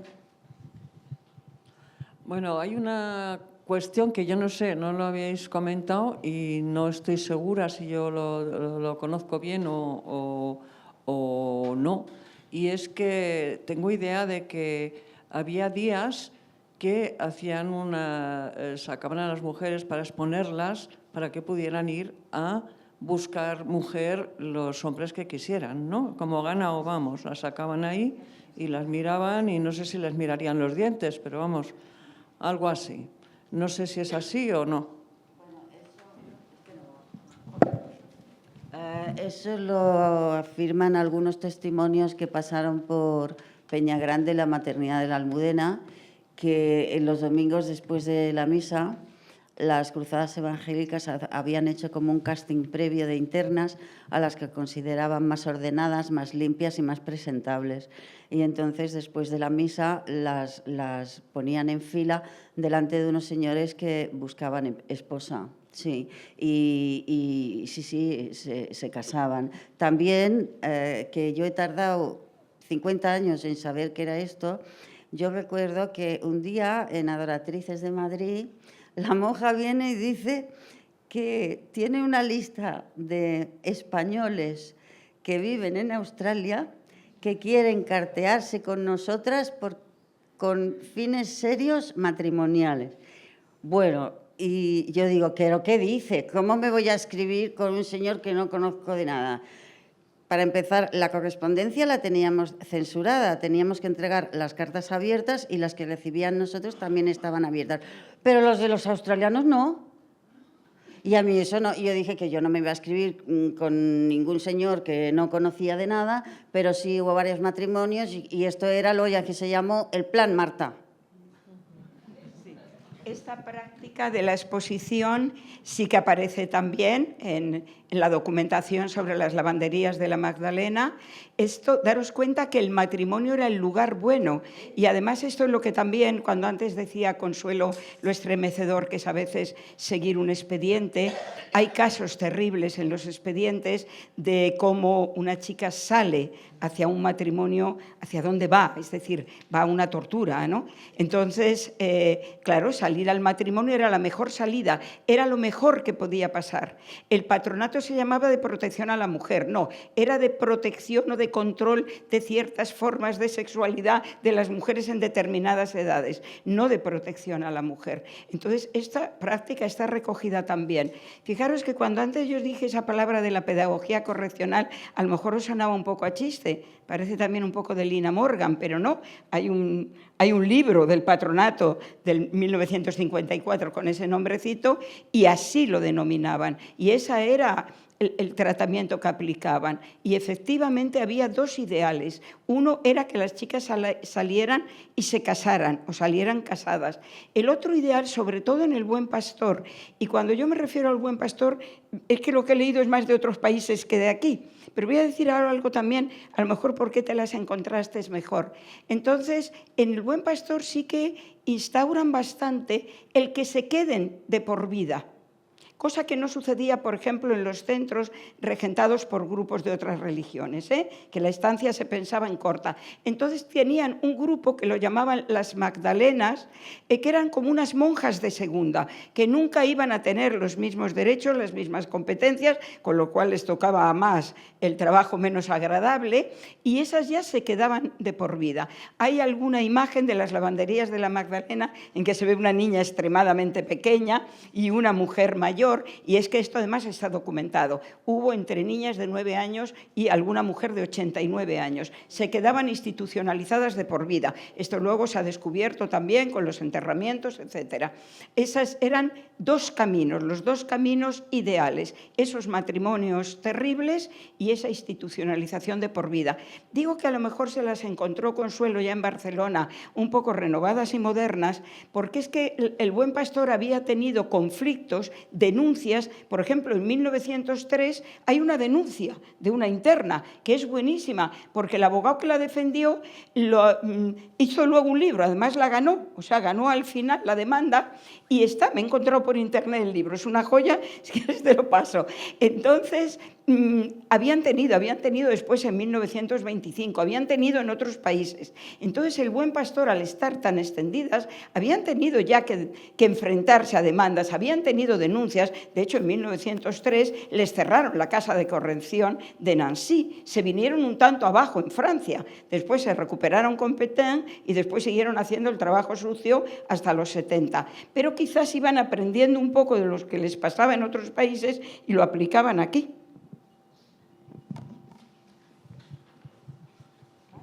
Hola, buenas tardes. Muchas gracias por todas las presentaciones porque son reveladoras y la verdad que a mí me han volado un montón la cabeza.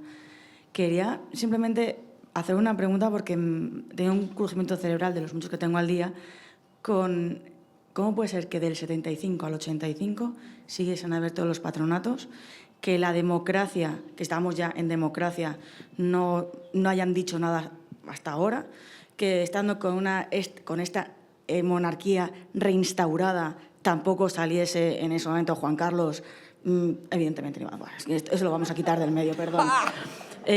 Pero eso por un lado, o sea, ¿cómo puede ser que el Partido Socialista Obrero Español en ese momento no saliese rasgándose las vestiduras o... No se podía rasgar las vestiduras quien ¿Y luego? no sabía lo que pasaba. No se sabía lo que pasaba dentro de los reformatorios. No se sabía. De hecho, o sea, por ejemplo, yo recuerdo una vez que me sentí tremendamente humillada, pero no por las monjas, sino por la gente de la calle. El único domingo que nos sacaron a dar una vuelta a la manzana por la calle Padre Damián, íbamos todas uniformadas y la gente de la calle nos miraba con un desprecio que no te lo puedes ni imaginar. Como si todas fuéramos lo peor, la escoria, como si fuéramos lo más tirado. Sabía la gente del barrio, de cada reformatorio, que eran unos sitios para niñas malas. No lo sabía nadie, nadie. De hecho, a mí, las superioras actuales de estas congregaciones, alguna me ha dado pena. Porque ellas no nos han hecho nada, pero son responsables de la historia de la congregación entera y no lo sabían. Y me las creo. que no lo supieran, sí. Por eso yo me enfadé muchísimo en la última reunión que tuvimos con la Confer de Religiosos, antes del 9 de junio, cuando un señor que había ahí dijo, pero con un tono de voz absolutamente monocorde, o sea, como está lloviendo y buenas tardes, hemos hablado con las monjas ancianas, octogenarias y nonagenarias, todo lo que decís es cierto, sí hubo malos tratos, sí hubo suicidios, sí, también se ta. Y lo decía que no se alteraba, y yo me puse como una hidra. Y le dije, pero, o sea, a que nos nieguen estamos acostumbradas, pero a que lo reconozca con esta pachorra ni de coña, oiga, ¿eh? O sea, no se sabía. Perdón, quería... vale. Algo... Sí. No, sí, porque es que es relacionado. Es que hemos hablado del 85, pero claro, no hemos dicho, desde el 81 se empiezan a transferir competencias, porque ya estamos en el estado de las autonomías. Entonces, la primera en el 81 es Cataluña, y después en el 82 nadie, y del 83, 84, el 86 la última Navarra. Pero ¿qué pasa en el 83? Porque creo que esto también está la última víctima del patronato. En San Fernando de Henares hay una chica, bueno, siempre se ha dado esa versión, si se escapaba, si se suicida. Además era una chica de Málaga, jovencísima, Inmaculada Valderrama, es la última víctima mortal del patronato. Y ahí hay una intervención de Mire Magdalena, y entiendo que también en Peñagrande. Y además también creo que hubo, o sea, no es que creo, lo sé, lo que pasa es que no recuerdo en este momento el nombre del diputado. Hubo un diputado del PSOE que planteó preguntas en el Congreso también, que de hecho él vive en Valencia, María Palau y Marta lo han entrevistado también y tal. Y salieron cosas en prensa, salieron los artículos de Vindicación Feminista, pero después todo eso se fue quedando, sí, excesivamente callado, evidentemente, y pasan demasiados años sin que se vuelva sobre eso. Yo ahora, esto es una opinión, uno de los factores que puede haber influido. Creo que evidentemente casi siempre las violencias contra las mujeres quedan bastante... Hay que esforzarse mucho para que salgan, pero además de eso es que las mismas órdenes religiosas, todas siguen con centros concertados de educación y también realizando, vamos a decir, trabajos sociales que no deberían estar externalizados, que deberían estar realizados desde lo público. Pero todas siguen ahí y creo que esto es un elemento.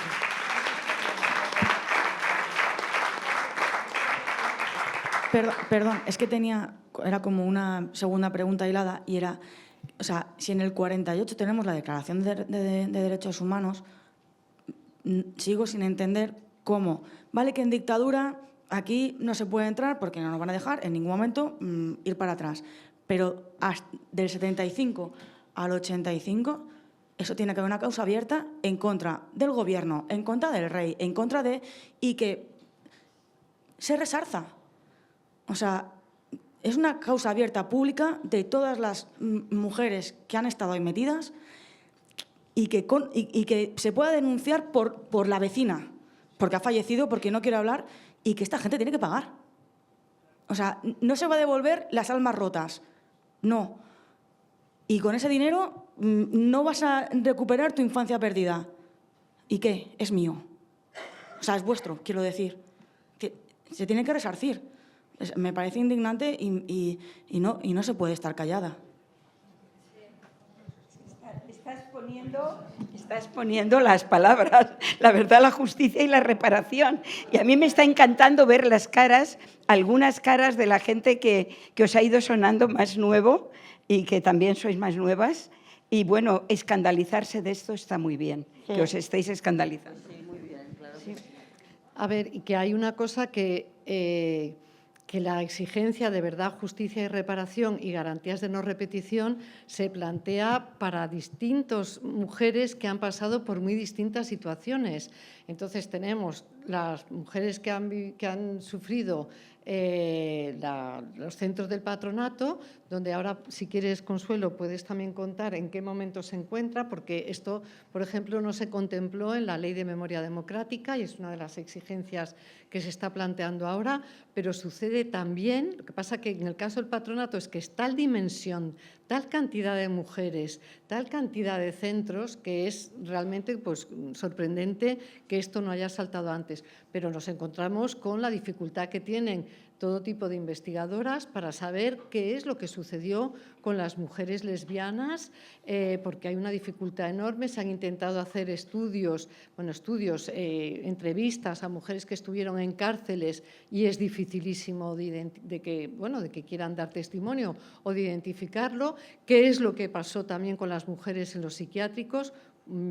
Fueran derivadas desde el patronato, fueran desde otros centros y eso es también otro ámbito impresionante de una realidad que vivieron miles de mujeres. Y está por otro lado también, o sea que hay que ver cómo se concreta la exigencia de verdad, justicia y reparación en todas las situaciones que vivieron las mujeres. Y está también la exigencia de verdad, justicia y reparación a las mujeres que sufrieron tortura en las cárceles franquistas. Entonces, todo esto yo creo que es el esfuerzo impresionante que se está haciendo desde distintos ámbitos para recomponer ese puzzle de lo que fue la realidad y la represión de las mujeres durante la dictadura.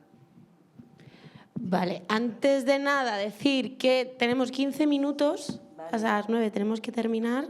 Creo que hay gente que quiere intervenir. A ver, yo creo que os enfrentáis contra un muro fundamental que es el poder de la Iglesia. Es decir, en realidad, esto me estaba ahora mismo acordando un paralelismo que hay con el tema del robo de bebés. ¿Por qué el Partido Socialista no se ha atrevido a sacar adelante de una vez por todas la ley de los bebés robados? Porque eso va contra el poder de la Iglesia, va contra las órdenes religiosas. Y el tema vuestro tiene mucho que ver con eso. Los partidos de izquierda, particularmente el Partido Socialista, no ha empujado lo suficiente en este tema porque va contra la Iglesia, va contra el poder de la Iglesia. Y esto es algo fundamental. Se dice poco, porque aquí parece como que el poder de la Iglesia no es como la policía, las cárceles y tal, no, pero es un poder tremendo que sigue estando aquí en nuestra sociedad y contra que los partidos de izquierda así oficiales, particularmente el PSOE, que es el que ha tenido poder, nunca se ha atrevido a ir. Mira, solamente un comentario. Precisamente el mirar para Irlanda a mí me da una seguridad absoluta de que aquí también se puede. Hola, buenas. Pues muchísimas gracias. La verdad que es impactante. Gracias por el trabajo.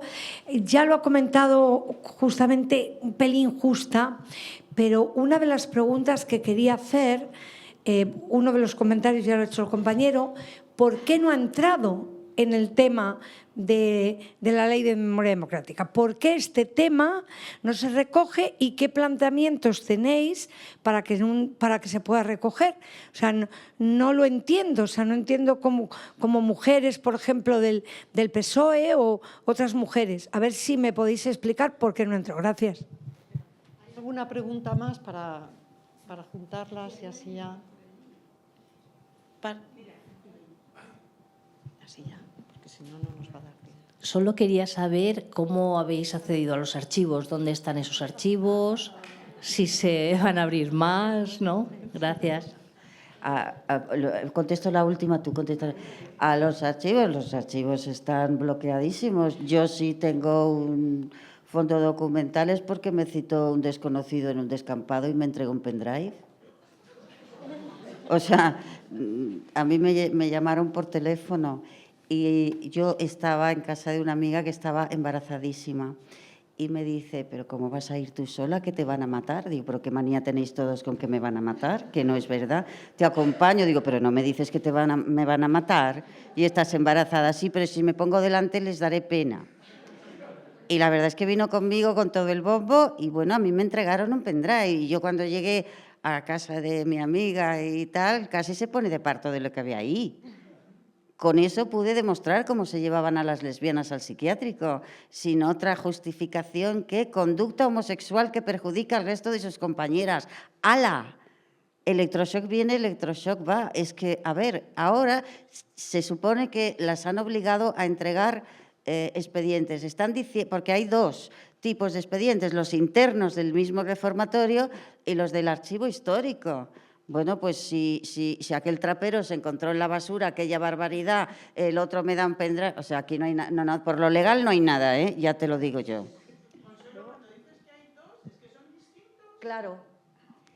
Claro, porque, o sea, las monjas, cada reformatorio tenía su archivo. Entonces, ese archivo interno de cada reformatorio, ellas lo tienen ultra mega custodiado y, por ejemplo, las de Yauna Coeli, la congregación de Villalba, que era un horror, han tenido el cuajo de decir, cuando la LOPD compramos una trituradora y lo destruimos todo por el bien de las internas. Digo, no, por el bien de las internas no, por el bien suyo, cabrona. Luego está el problema también de las transferencias, o sea, que se ha perdido el rastro muchas veces porque, como ha comentado antes Pilar, las transferencias se realizan y los centros del patronato pasan a depender de las comunidades autónomas. Entonces, claro, la labor que hacen quienes investigan es una labor ingente porque es ir casi ciudad por ciudad, comunidad por comunidad, para conseguir recuperar saber dónde pueden estar esos expedientes y esa información. Claro, bueno, yo voy a dar una visión menos apasionante. Es que lo del pendrive no tiene precio, Consuelo.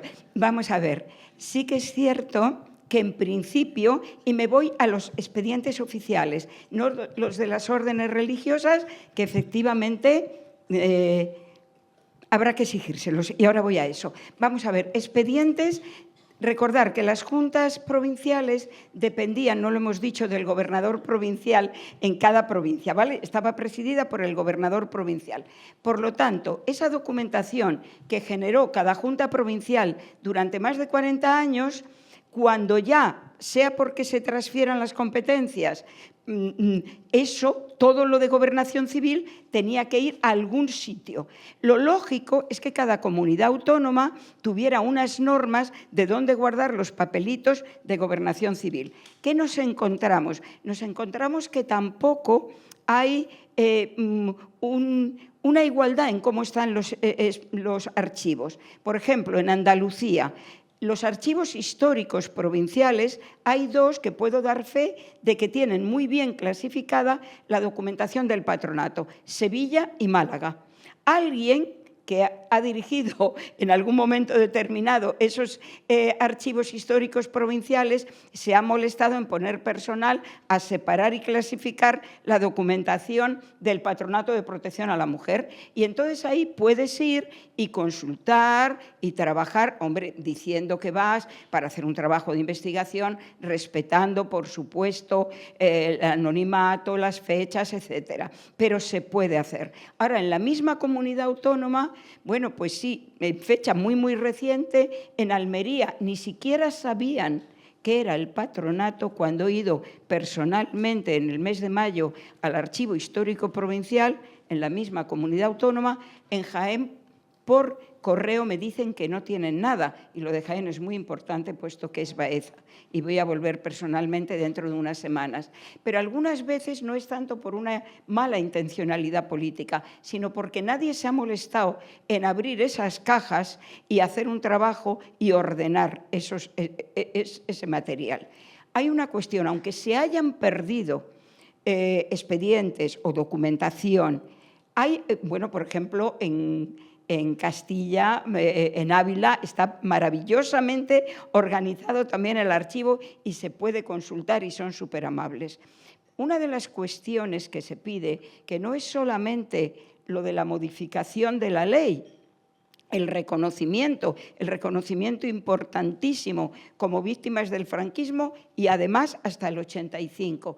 Pero una cuestión que también se insiste mucho, y yo tengo muy claro que es necesario insistir, es esa puesta en marcha de comisiones oficiales. ¿Por qué? Porque entonces el Estado entiendo que debe poner dinero y recursos para pagar a personas que puedan ir, no ya en un rato libre, sino que puedan ir a hacer esa labor de sacar lo que hay de cada junta provincial en los archivos históricos provinciales en otras comunidades de otra manera y llevar a cabo esa investigación con la autoridad del Estado, pero al mismo tiempo comisiones independientes. Y eso es una de las cosas que se exige y es una de las reivindicaciones bastante importantes.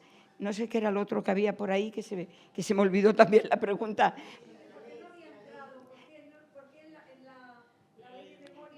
Mira, yo creo que esa pregunta hay que hacerla a la gente que la estaba elaborando en su momento.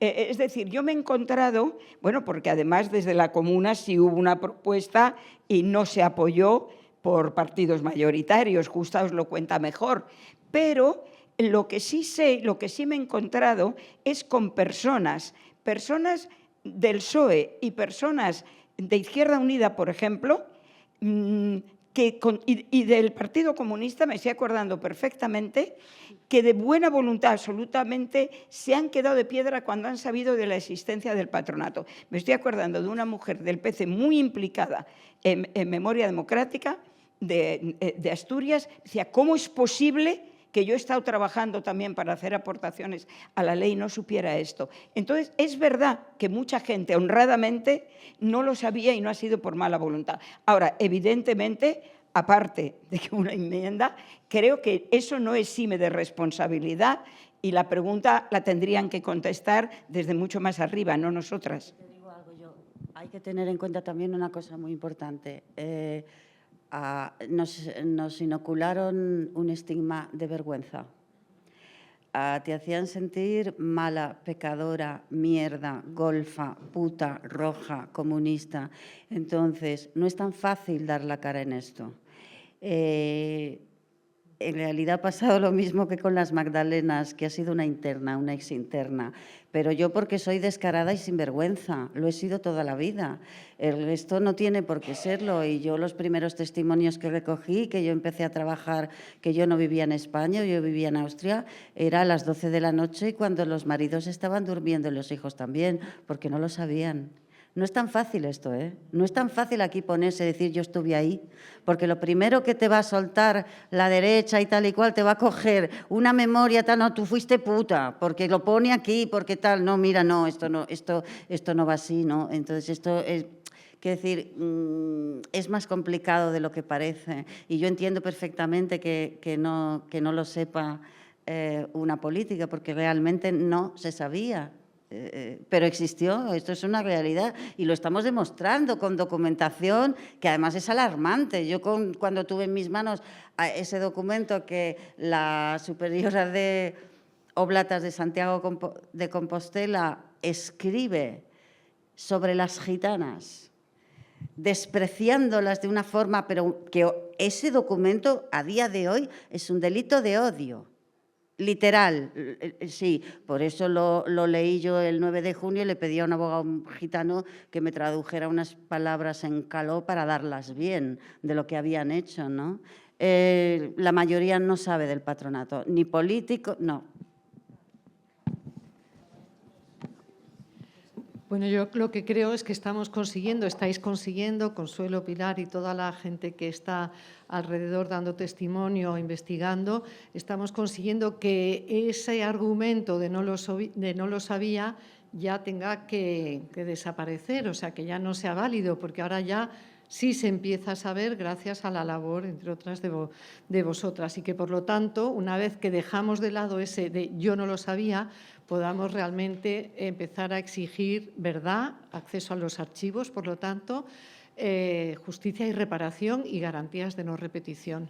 Y creo que en eso lo que es importante es que unamos todas las fuerzas, que seamos voceras de todo esto que nos cuentan las compañeras para que no haya excusa posible para no que se incluya en la Ley de Memoria Democrática y que no se incluya como un acto formal, sino que realmente se tomen las medidas correspondientes para que se pueda acceder a archivos, para que se pueda pedir responsabilidades a quien haya que pedirlas, ¿no? Así que, Consuelo y Pilar, muchísimas gracias por estar hoy aquí y por el trabajo que venís haciendo.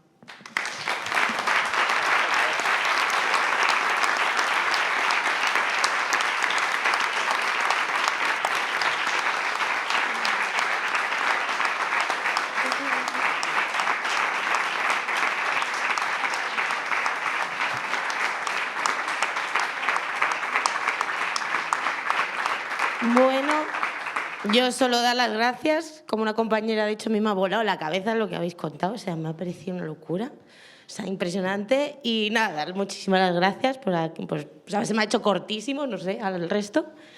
Y ya aprovecho para decir que va a haber más jornadas con Atado y Bien Atado, que noviembre viene cargadito. Os voy a decir fechas, lo vamos a ir lanzando en redes para que estéis todas atentas, si os interesa venir tal.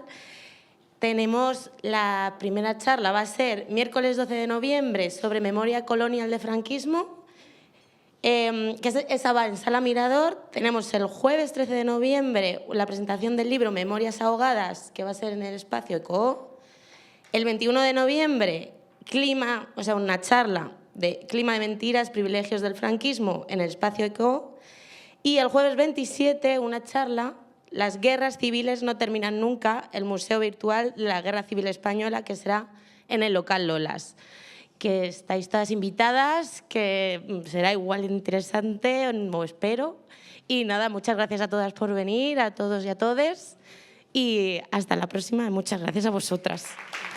De verdad.